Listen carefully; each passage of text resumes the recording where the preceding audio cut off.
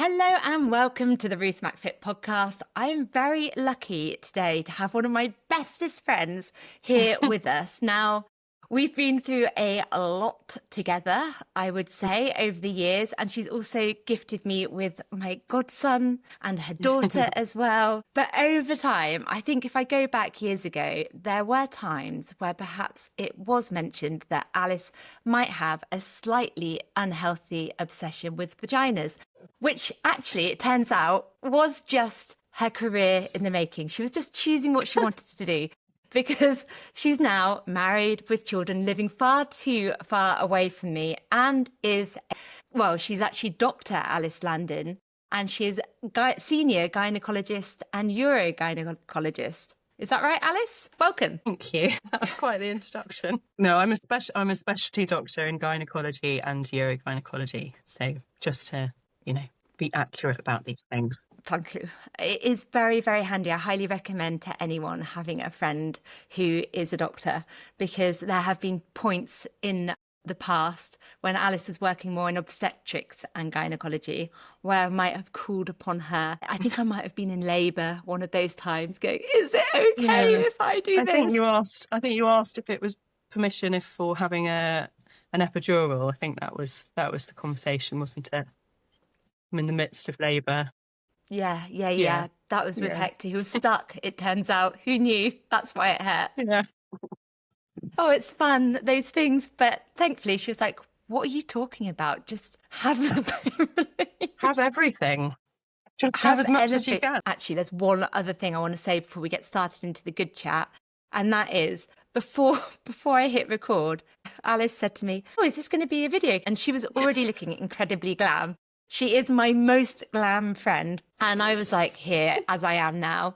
And I said, yes, we're videoing it. And she went, oh, hang on, I'll just go and pop on some earrings. And then came back wearing just a tiny pair of earrings, weren't you, Alice? Just the tiniest earrings, look, you see?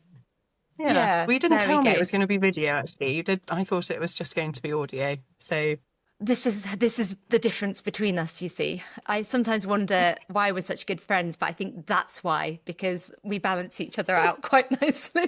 Anyway, well, look, Alice, you are here for a reason. We've got a lot of learning to do from you, and I've got some questions that I would like to ask.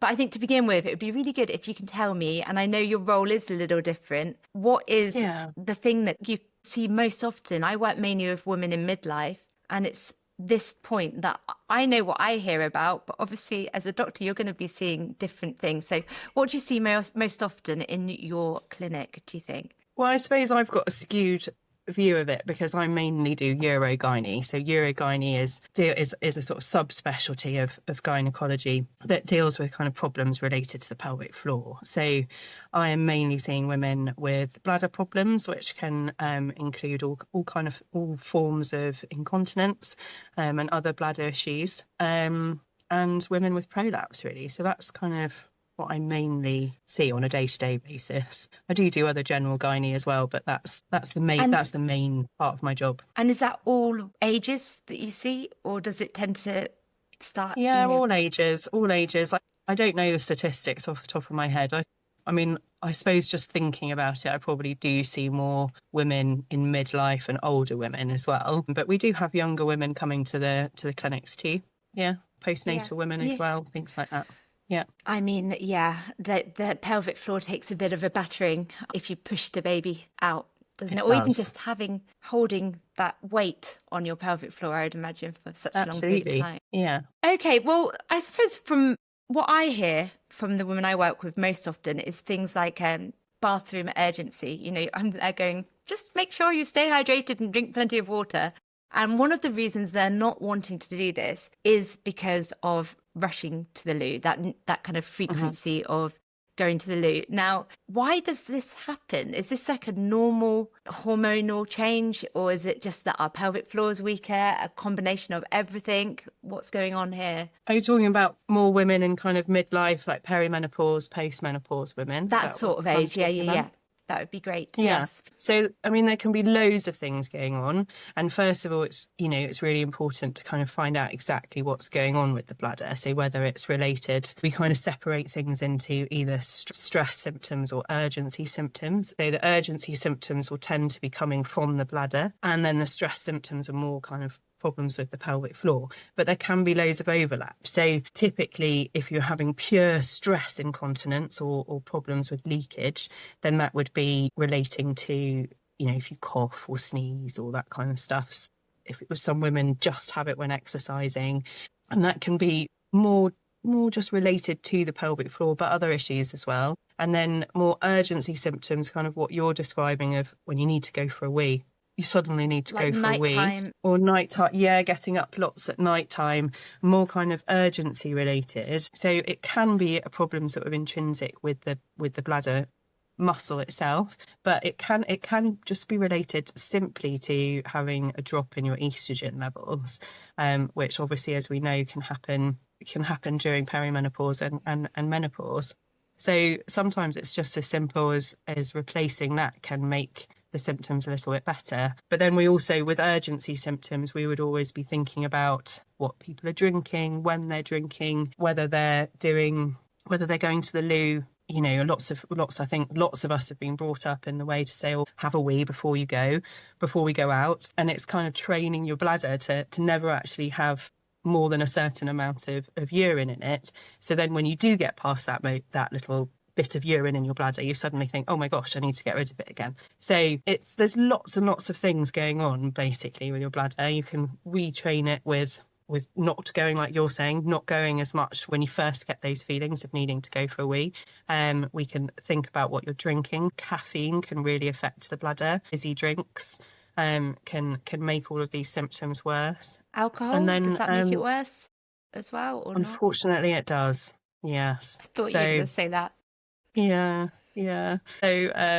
So it's just about, thinking, and often I will get women to do a bladder diary if they have those kind of symptoms, and we can look at it together and say, oh, actually, look, because when you have your 15 cups of coffee in the morning, then you seem to be having more problems with your bladder afterwards. So perhaps we can cut down on that kind of thing, Yes, and I'm sure they love you telling them to drink less coffee as well, or alcohol. I know. It's like all of the stuff that you enjoy, we're going to cut it out. So, Yeah. But I mean, I'm sort of making light of it there. I think it is still a balance of actually living your life properly. But I think having an understanding of what affects your bladder is really important. Knowledge is power. This is what I say all the time. I definitely go from the less often but more enjoyable tack. I noticed a lot, just unconnected to even my work, that I'll meet lots of women at kind of my age, in their 40s and beyond, that are giving up coffee and giving up alcohol. And I think they've just noticed how much it's impacting them when it didn't before. And so again, maybe for me, I wouldn't want to give it up completely, because it's nice to, if I was seeing you, I'd have a glass of wine with you, I'm sure. But I just don't have it very often anymore. And I think it's those types of things, it's recognising. Exactly. It's everything in moderation, isn't it? Like with everything, Yeah, so definitely. That is the urgency. That's the kind of looking at what you're eating. Often you can, bit of reflection, a bit of looking back, you can learn to see what a cause might be. But then with the more pelvic floor based symptoms, which we do come across a lot in exercise, I'll get people who might say that they're not doing high impact because of knee pain and so on, but often it can be that embarrassment of sharing that it's actually a bit of an incontinence issue. Now, I struggle with this a bit, because I know that so many women struggle with having pelvic floor issues, and therefore it's become normalised. But do they really need to be struggling with pelvic floor issues? Is it just normal and we have to accept it, or is there something we can do about it? We definitely don't need to accept it. I think those two things can coincide. So it is very common, to the point where I suppose you can class it as normal, but there is certainly things that we can do about it, and we can certainly make things better. I did a presentation for some of the GPs recently, and looking at prevalence of, which means how much how affected women are in the community with incontinence. And it's actually really difficult to find a figure because I think women don't really talk about it. So some papers would say 10% of women will have incontinence, and some people will say up to 70% of women will have some kind of leakage. So with those kind of figures, you can think, well, actually, it's so common, it's just normal. But that doesn't mean that we don't need to do something about it. And there's loads and loads of simple things that we can do to make it better. But with everything, we just need people to start talking about it and making, and then it makes it more accessible for everybody, doesn't it? I mean, definitely from the conversations I've been having with people, friends or clients and so on, I hear about it a lot. But then I think I also just don't mind having those conversations. And I think I know you don't mind having those conversations. No, exactly. I think, we've all got that friend that will, that we'd say on a run or something like, oh dear, a little bit of wee just came out then, but there is still that stigma that I think incontinence is kind of in a lot of people's minds is something that happens to old people and not to people that I know. Are we technically midlife now, Ruth? I don't know. Well, I think I am, Alice, but you're a few years younger than me. You're a lot older 40. Than me, though, aren't you? I think I'm 3 years older. And by the way, the older you get, the gap seems different. When you're in your 30s, I think it felt a lot older. Now, no, we're both early 30s. Early 40s. Early 40s. I forget. But we still think of ourselves as young women. And there are lots of women our age that are really, really struggling with incontinence. Part of the thing that I see is women are really embarrassed to come and talk about it, in the first instance. That's why this podcast is such a good idea, Ruthie. Exactly. And I've been desperate to get Alice on for a while for this reason. But I guess it often starts after having children. That's when I talk to people, friends who've had kids and their pelvic floor's never quite recovered. And it's not too bad, so they just put up with it. But then over time it gets worse. And for some of them, so at that point, is it a case of just downloading the Squeezy app and doing your pelvic floor exercises, and so on? Or is it a case of going to see a pelvic floor physio or going to see a doctor? Which do you do? Is there an order?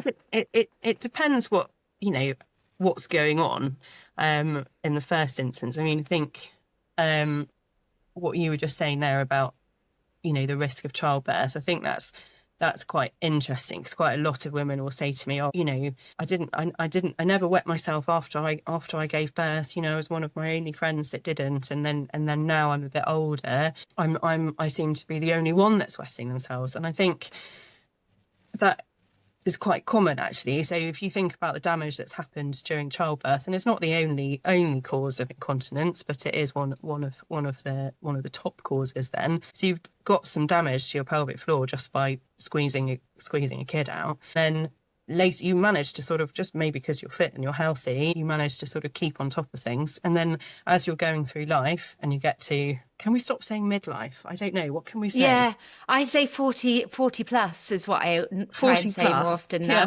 40 plus. Just things start to you do start to age, so that, your connective tissues will just gradually get a little bit weaker. And then again, this sort of drop in estrogen that happens around this time can mean that if you were compensating with your pelvic floor, once you hit that age, then that's why it's quite common to then start leaking. And then that's when we need to start looking at all the different things that we can do.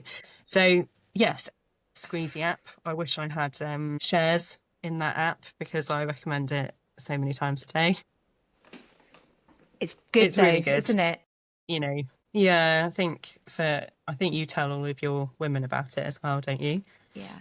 Yeah, it's the only one. It just makes sense because it does. It doesn't cost very much. I think. Well, when I last recommended it, I think it was like £2.50 or something. Yeah, I think it's around that. It's £2 or £3. There's loads of information on it. You can set reminders because that's the biggest thing. I think we're all so busy, and you can get it on your exactly. You can get it on your watch. It links with your smartwatch. Yeah, it's really good. I think because women are like, oh no, I definitely mean to do my pelvic floor exercises. A million other things get in the way, and that's quite natural, isn't it? So, but yeah, pelvic floor exercises, no matter how bad it is or what kind of treatment options we're thinking about, floor exercises are always going to be the mainstay of everything. We're always going to start there. I reckon anyone listening right now is currently doing some pelvic floor exercises like that. Oh Yeah. shit. I just need to I do know this. you can see like whenever I talk about it, you know, if I'm doing any kind of teaching or whatever, you can see everyone around the room. I think, yeah, you're doing them. You're doing them. You're You're not, doing them you now. see, you're not, your face isn't meant to change when you're doing them. No, But people exactly. just look like they're They're concentrating, just don't they? Just they're suddenly just go suddenly space sort out. of gone a little bit. The joys, honestly, of being a woman, because I see Mm, statistics around the most common cause of going into nursing care is down to incontinence. I actually heard that you can tell when a man is like, you know how we squeeze to do our pelvic floor. Apparently, mm, I've got a story. I'm not going to name any names, but when I was on right. my pre and postnatal training years and years and years ago, they Mm, said that men obviously can struggle with pelvic floor issues as well. And you can tell when a man is doing his pelvic floor exercise because it's like his willy does that. And I was telling a friend this, and she went, "Oh, my husband does that. He hangs a tea towel from it." So if you're worried about pelvic floor health in your partner, apparently that get is them to them do doing their pelvic the tea floor. towel trick. Wow. The tea towel Well, trick. I don't know about that. I couldn't possibly comment. She works with women. She works with women. But, you know, if there's anyone out there that did need to know, just it's worth practicing, getting good at that, There we go. apparently. Yeah. So I've heard. This is full Okay. education today. That's, you know, just lowering the tone. I actually am quite Yeah. impressed so far because Alice is probably one of those people that brings out the naughtiest side of me. And so I was like, Yeah. how Well, you do is it this in going me to as be? well. So I think we're being actually quite well behaved so far. Well, we're talking about your favorite subject, so it's okay. Yeah, I And suppose so. I suppose so. it is something that comes up so often. You know, people are leaking, they're doing their Squeezy app, and then Mm. they'll also see probably a lot of advice around things you shouldn't do. Now, I know Alice has sent me, which I'll pop in the show notes, a fantastic website that's got a list of, you can just search for the exercises to see if you can and can't do Mm. them.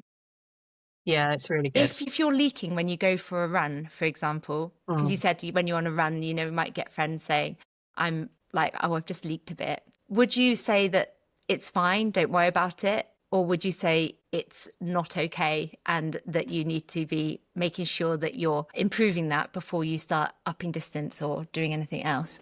What would be general advice there? Well, I think everyone's gives different advice about this, but I think Mm. I very much think if you're doing something that you enjoy, then that's really important, isn't it? And if the incontinence or the leakage is getting in the way of you doing something you enjoy, especially something that's so good for you, then we can help you with it. And there's some things that we can do to make it better. First thing will be pelvic floor exercises.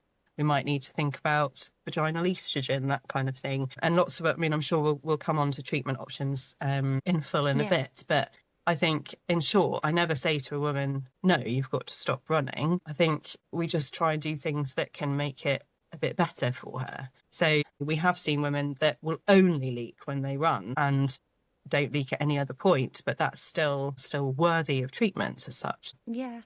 I mean, I think, again, I've had friends that I've been out running with who have said this, but they will wear pads and things when they're running, or they'll put a Mm. tampon in to add some extra Yeah. pressure. Is that something that, again, like the tampon trick, Yeah. is that worthy of actually Yeah. doing? So the tampon trick does work for some. So that's basically, you know, if you put a tampon inside the vagina, it's kind of supporting the urethra, which is the water pipe where you wee from. So sometimes just that little bit extra support can stop you leaking. That's actually all you need. And then some women will say, to be honest, it doesn't bother me just putting a tampon in and going for a run. That's okay. And then obviously still working on their pelvic floors alongside that. There are other pessary type things as well that you can use.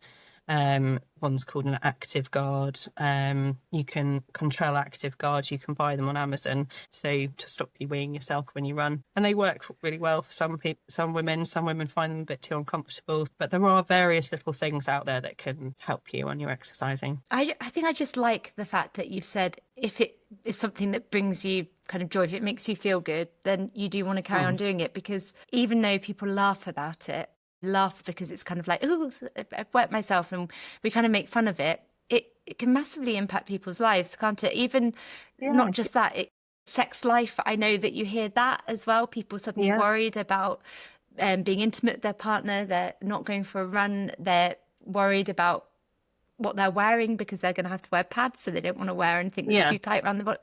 And I think that, like, you must see people that have really probably have come to you quite late after struggling for probably quite a long time. Would you say that's... Well, yeah, definitely. I mean, mainly it's the waiting lists are so horribly long at the moment, but also, you know, it takes a lot for a woman to go to the doctor, as we know, or a lot of women it will, and then you know, to actually have, for it to have got to the stage where she's asking for help, I think that's it's usually that it's significant and we need to do something about it. GPs can do loads, and they do loads, and they'll often treat a lot of things in the community before it gets to us. But yeah, absolutely. I think that's the thing, isn't it? It's going to the doctors and knowing that you're going to be listened to and you're going to be believed and that you're going to be taken seriously. I think that's often what people just want to... Yeah.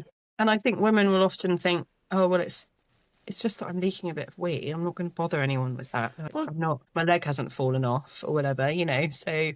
And that is the issue that I have with it a little bit, because I know that I see quite a lot on when I'm going through Instagram reels of people kind of joking about the fact they're leaking. Like, I saw these women and, you know, absolutely funny you know, and so on. But there was part of me that was like, and they were seeing how many jumps they could do on a trampoline before pissing themselves. So it was kind of like, oh yeah, making fun of it.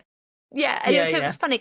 But at the same time, I was like, but this isn't something we should be having to put up with. Like, is it worse that we're making light of it? So then people go, oh, I have that too, so therefore, if I went to the doctors, it's silly? Or is it a case, you know, I know we want to make fun of the situation, but at the same time, get help. Yeah, I think everyone's going to be different, aren't they? I think, you know, some people will feel more comfortable if things are made sort of a bit of a joke about, you know, and I get women in clinic that do just come and sort of make a joke about it, but obviously they wouldn't be sitting in front of me if it wasn't important. Yeah, and then I get other women that are, you know, are so devastated by it and, you know, are really quite emotional telling me about it. So, and then everything in between, you know, so everybody is different, really. I don't think you can stop people laughing and joking about it, because that is going to help some people come forward, you know. I think the thing that's worried me, Alice, it has got to be good. Sorry? I think the thing that's worried me now is that I'm thinking I am one of those people that's thinking, I'm doing all right because got, you know, decent, even though I didn't have easy times with having my kids. No. I'm like, seem to have got away with having decent pelvic floor health, and now I'm like, it can still come. It can still. But you do your pelvic floor exercises every day, don't you, Ruth? All the time, Alice. All the time. What, literally? Literally. Have you? Well, you can't tell because obviously you shouldn't notice. You're doing them so perfectly. All that. I will often say to people, do them at the traffic lights, but I'm going to be honest, I never do them at traffic lights. Like, I'll do them when I'm reminded. But it's one of those things that you don't think about when everything is okay. So I can completely understand. And I do often. So I know that I'll chat to people that have got, I don't know, pelvic floor issues, diastasis, all those types of things going on. And I think after having children, our posture can change as well. So we'll do like exercises like pelvic tilts and really work on that. And I feel like that is, even though it's not directly the pelvic floor squeezing, that those types of things perhaps could strengthen that pelvic bracing core area as well. Definitely. Yeah. So when does a pelvic floor problem become a prolapse? Explain to us in as much detail as you like. What's a prolapse, Alice? So a prolapse is essentially a hernia in the vagina. Okay, so most people kind of understand what a hernia is. That pushes out in your belly, doesn't it? Like a normal hernia will like pop out. Often, you often get a bit of bowel, you know, that gets stuck in the abdominal wall. So with a vaginal prolapse, if you think where your pelvic floor is, it's like a sling and it's holding up all your organs, your pelvic organs.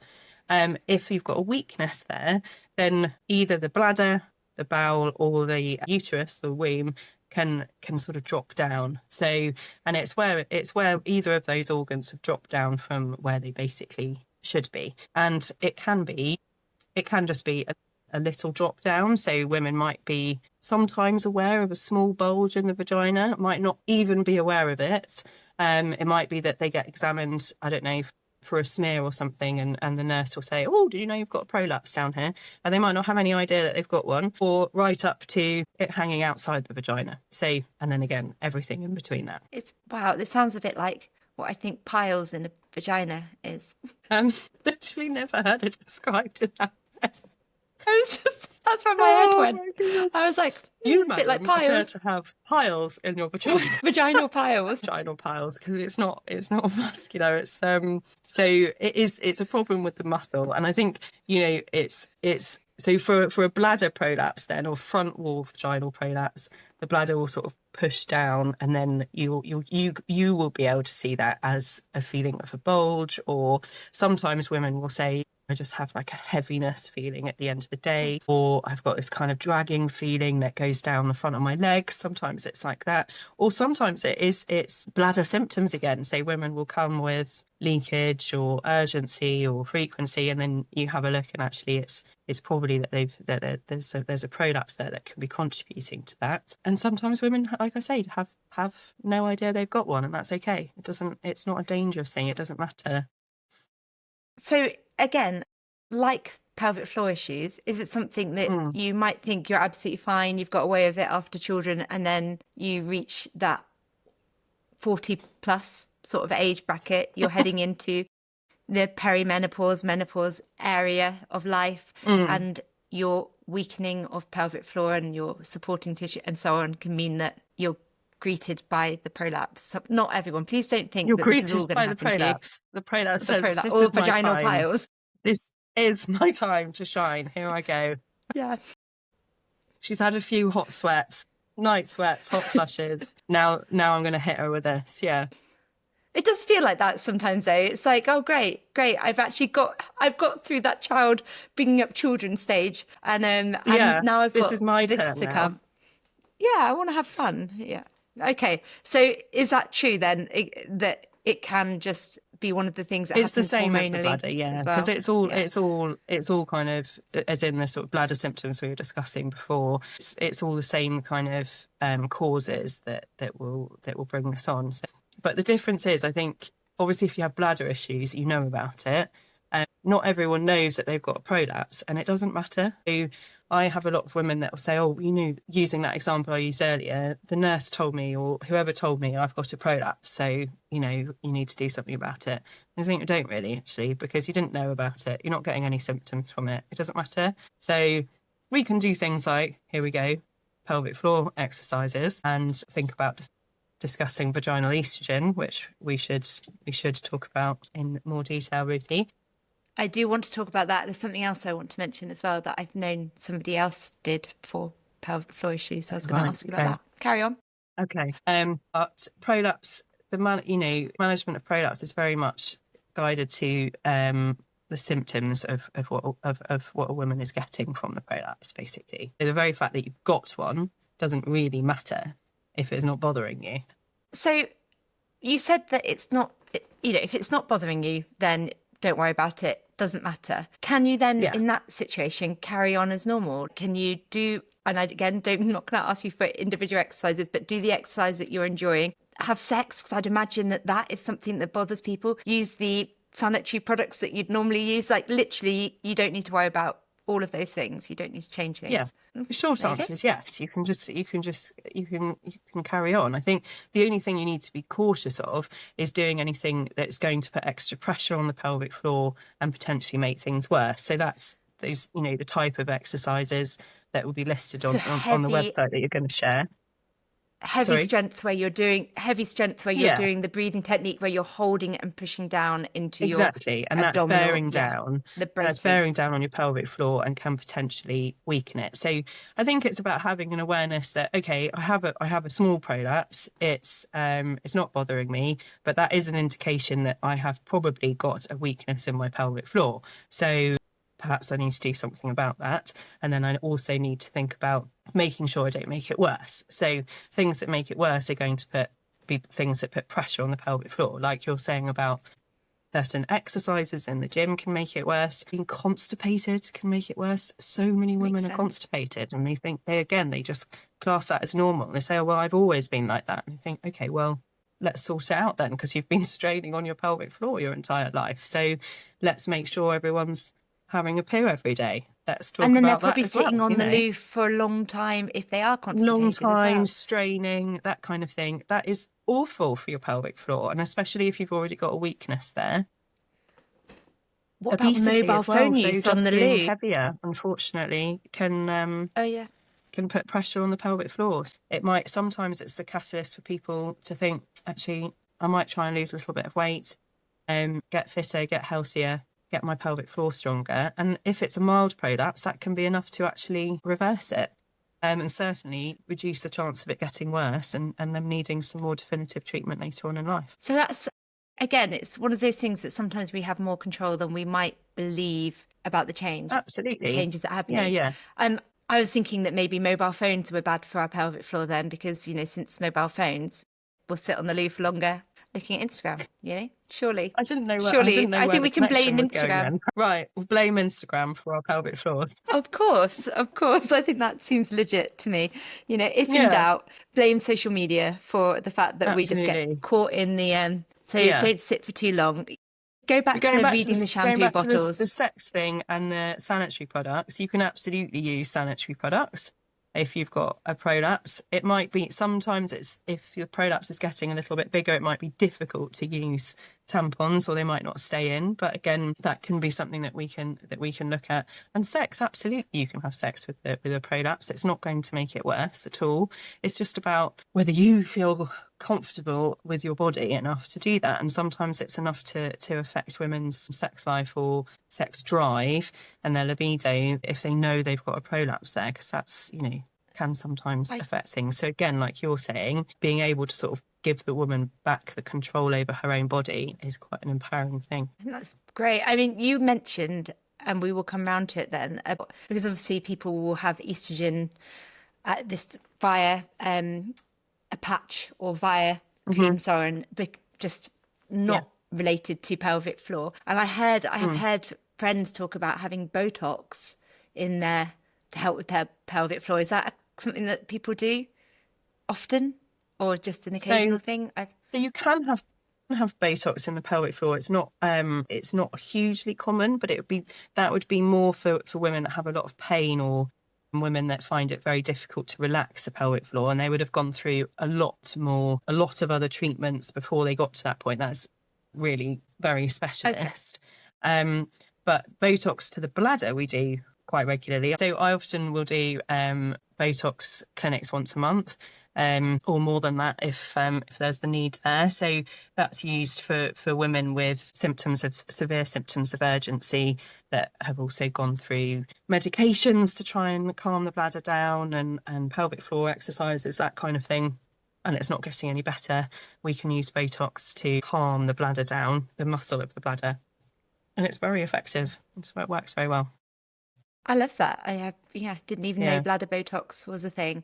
Pretty much every single woman will also then say, "Oh, have you got anything extra to put on my face?" And I have to go, well, that goes back to us making light of the situation. It's just that we'll think exactly, that's the first time you've ever heard that. Yeah, I know. I'm sure I've made jokes like that before. I'm not going to tell it here, but I'm sure I've told you the gynaecology joke that I had. You've told me a lot of gynaecologist jokes, probably more than most of my gynaecology friends. It's because anytime I hear one, I have to tell Alice, because she is going to want to know. She's going to want to take that to work with her, not to tell the patients. But I told one to a new friend recently, who's a lovely coach in Ireland, Claire. And I think she found it funny, but I thought that's a real test to see if she's like okay with that. You've got the same sense of humour. Okay. Well, I look forward to hearing that. Yeah, I think I've told you that one. But anyone listening, if you want to know the joke, you can just message me and I'll tell you it. But maybe not one for here. So tell me, the estrogen, HRT. So vaginal estrogens. Yeah. Yes. There is, I think we talk about HRT a lot more these days, which is really good, and lots more women are accessing it when they need it and that kind of thing. But I'm not sure we talk much about vaginal estrogen. So like I was saying about the drop in estrogen, that happens around, I almost said midlife again then. Oh dear. 40 When plus we're going towards perimenopause. perimenopause and menopause, the drop in estrogen, as we know, can affect like every part of our bodies. But the tissues in the vagina, in the pelvic floor, in the bladder are really susceptible. They're really susceptible to a drop in estrogen. And so then you can get this thing called genitourinary syndrome of menopause, or GSM. We used to call it a collection of symptoms, but we used to call it vulval vaginal atrophy. It's just the most awful way to describe it. Just like, sorry, your vagina is atrophic. How awful. And atrophy basically means the thinning of the tissues, and so the tissues can become thin, sore, red, irritated. They can bleed more easily. So sex can be painful. It can mean that the bladder feels irritated. You can go for a wee a lot and that kind of thing. So vaginal estrogen can be used to basically plump everything back up again.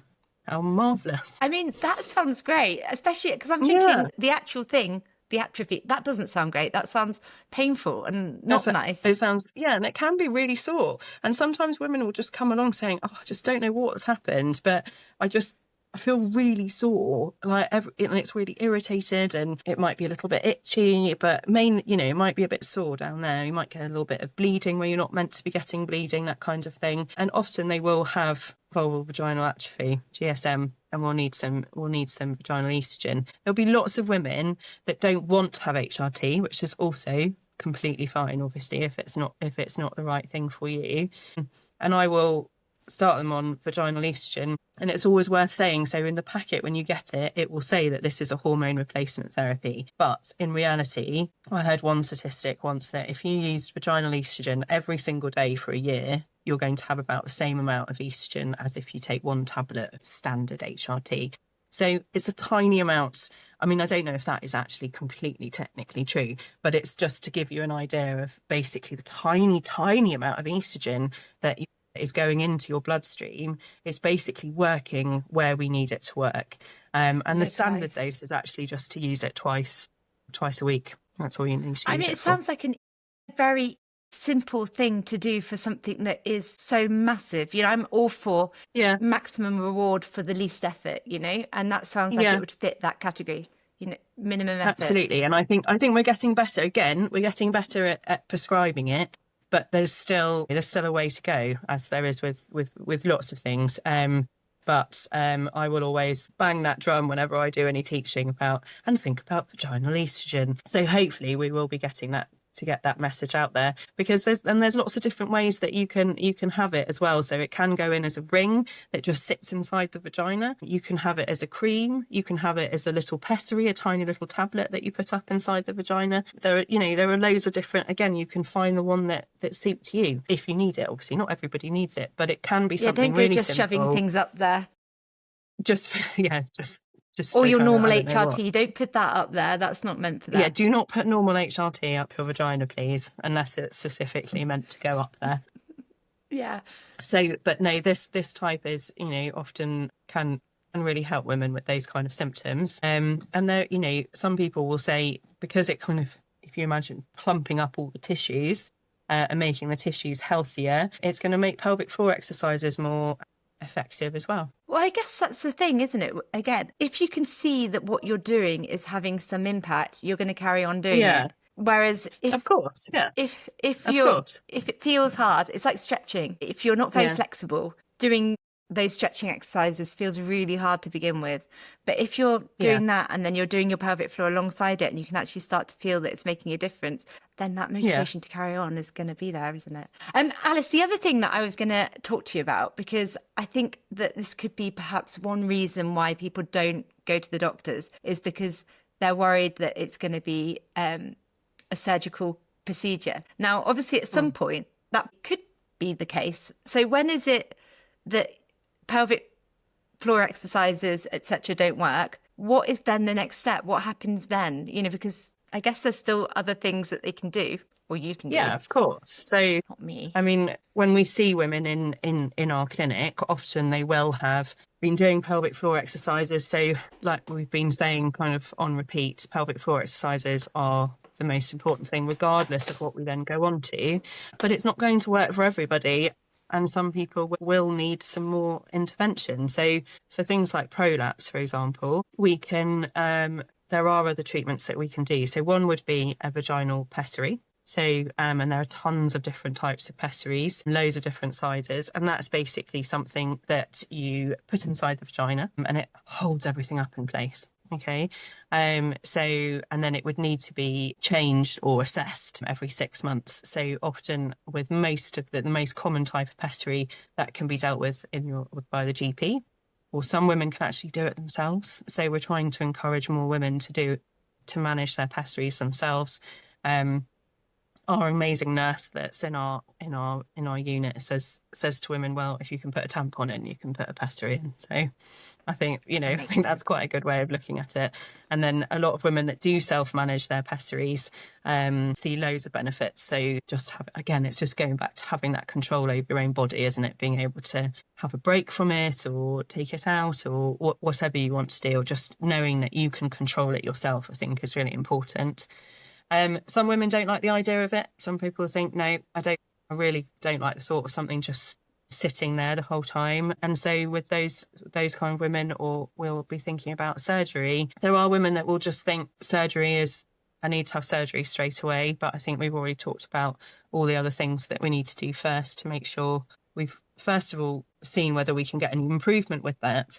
But if we are going down a surgical route, if you have been doing your pelvic floor exercises and you've been using vaginal oestrogen and the tissues are as healthy as possible, it's going to make surgery more successful and you're going to hopefully get a better outcome. But nothing's 100%. So even with surgery, there is a failure rate, unfortunately, with prolapse. And that's, again, going back to that there's this damage to your pelvic floor. So even if we fix the prolapse, it might be that you get another prolapse later on in life, and that can be a different type of prolapse or the same prolapse coming back again. And it's around 30%, about a third of women will have another prolapse later on in life if they've had surgery to their prolapse. So we try and kind of think we've got to see when we're going to start operating on you, because we want to make it as late as possible, basically, if you see what I mean. Are there things that the same things, if they do that consistently after they've had their surgery, is it like going to decrease the risk of them needing another one then, carrying on with the pelvic floor exercises? Yeah, so I will always say, so immediately after prolapse surgery, you need to be really careful. It's that sometimes really difficult for women because one, they're often not in that much pain after surgery. Some women will say, oh, it's really difficult to remember I've had surgery, I feel fine. And so I will say to women, especially on the day of surgery as well, you need to be careful after this for at least 6 weeks, if not 3 months. It's unrealistic to say for the rest of your life, but you've got to think about heavy lifting. So don't do any kind of heavy lifting after surgery. No driving, because again, even driving, like if you think doing an emergency stop, if you're putting both your feet out, that's putting quite a lot of pressure on things, isn't it? Washing, bending like that, twisting like that, putting the washing in, doing the cleaning with the hoovering, all of that sort of stuff amazing. I know it's like a 6 week, let's just all have prolapse surgery, so we don't need to do it for Sorry, 6 weeks. I think I'd still choose the washing afterwards. But it's like after a C-section. That was the advice that you're given straight after a C-section. Yeah, exactly. I think C-section's kind of different because you're more aware of, you've got this, you've got the wound, haven't you, on your tummy, and it's kind of, you've got a newborn baby, so you've got an absolute reminder. Some prolapse surgery, it's sometimes difficult to remember, but it's just really important to give the pelvic floor a break from any kind of strain on it. And so constipation is another thing that we will always try and avoid post-op, to give the tissues time to properly knit together and get as strong as possible, and that reduces the chance of a recurrence later on. So if you're having prolapse surgery, please look after yourself afterwards, even if you feel okay. It's just taking me back to the feelings of after childbirth.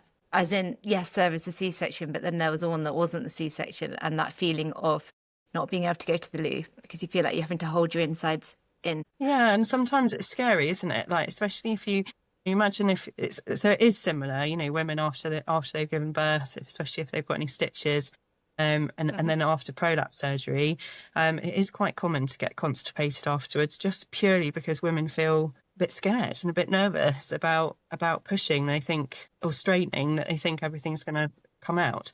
So we send women home on laxatives after prolapse surgery to make sure that doesn't happen, make sure they're not straining. I think that sounds like a very kind thing to do. As in, it's good for you guys because they're less likely to cause a problem. Yeah. But also, I can imagine the fear.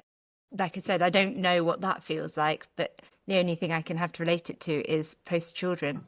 And I don't know equally. Actually, you're probably quite a good one to know if there's a difference in how you feel after children younger and older, because you've got quite the age gap between your children.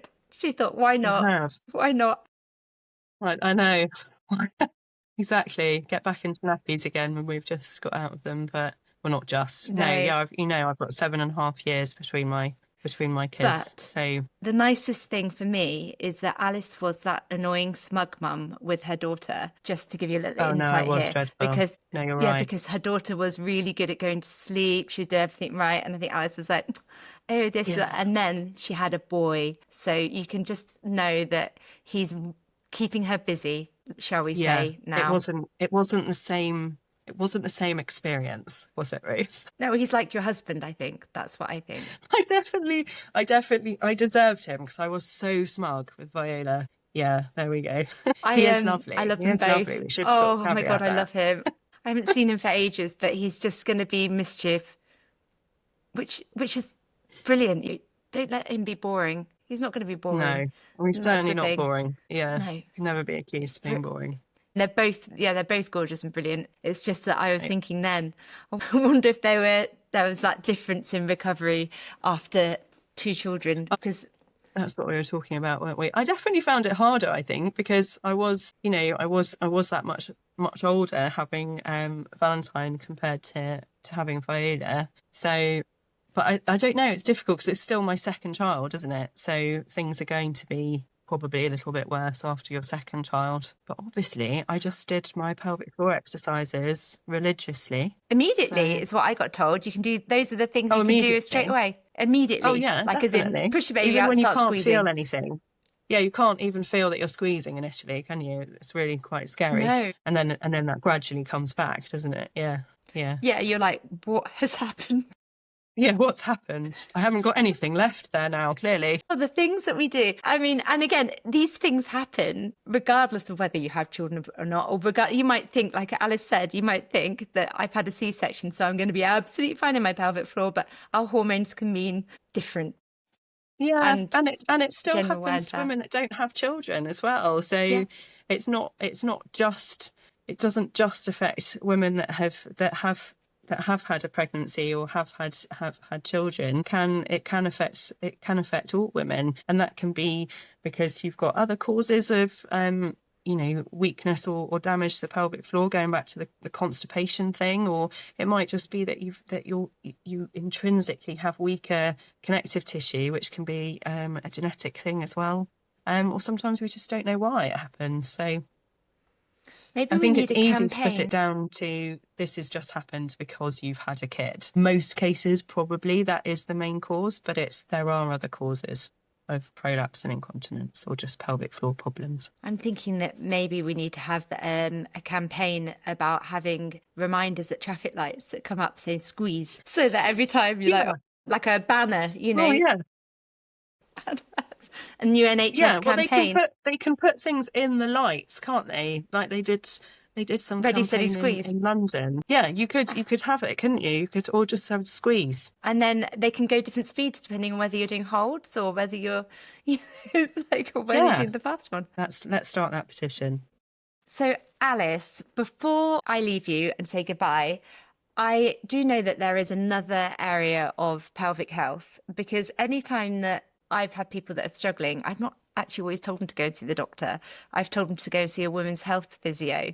And I know that you will often recommend that after treatment with people. So can you tell me a little bit more about when that is the option you want to take and what they can do to help as well? Oh, I mean, they're just brilliant, and they should be used more, and there should be more funding for pelvic floor physios. I mean, they are just incredible. The stuff they do is amazing. So And we work really closely with them, obviously. So we'll often say, actually, I think you need to be seen by a pelvic floor physio. And then more often than not, we never see them again because they've just been sorted out by these incredible physios.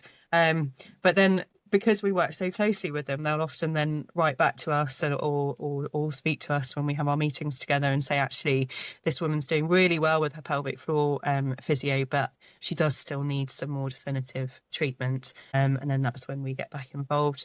Or sometimes they see women post surgery as well. There's loads of things that they can do. It's really, they really are amazing.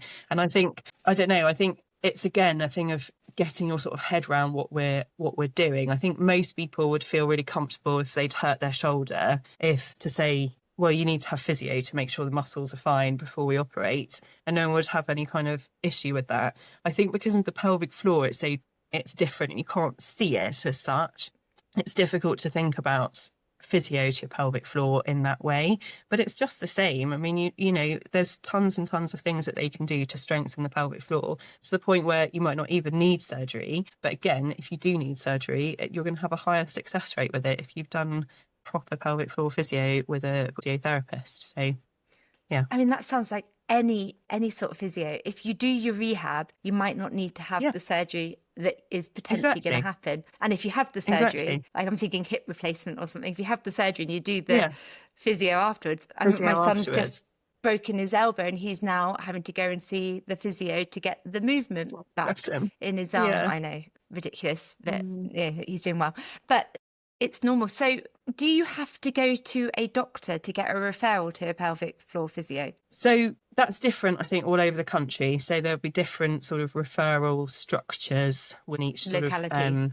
Yeah, exactly. So there are private physios as well. And often I think our physios, to see them is between 50 and 70 quid. So I know one of the other doctors says it's the same as a nice haircut, you know, to go and see someone to potentially make a big difference on your pelvic floor, but that's not an option for everybody. And so I think we will, in our hospital, we have to refer to pelvic floor physio. So GPs will write to us to say, I think she needs to have pelvic floor physio, and then we make the referral. But I know there are some localities that will take self-referrals and that some will have referrals from the GP. So it's just dependent on where you are and where the funding is, basically. But classically, it has been underfunded. We actually went through a stage where we couldn't refer at all. It was awful. Like, we didn't actually have the capacity, and we were having to say to women, which is why I know how much it costs,